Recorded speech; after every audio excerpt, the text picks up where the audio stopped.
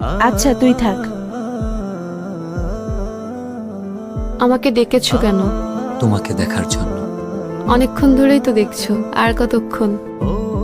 দেখতে কি প্রবলেম? শুধু কি দেখবা নাকি আর কিছু বলবা? I love you.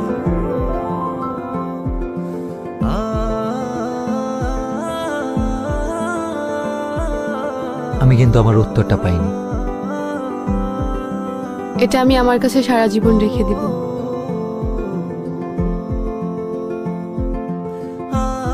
প্রেম বুঝি এতটাই রঙিন লাগে?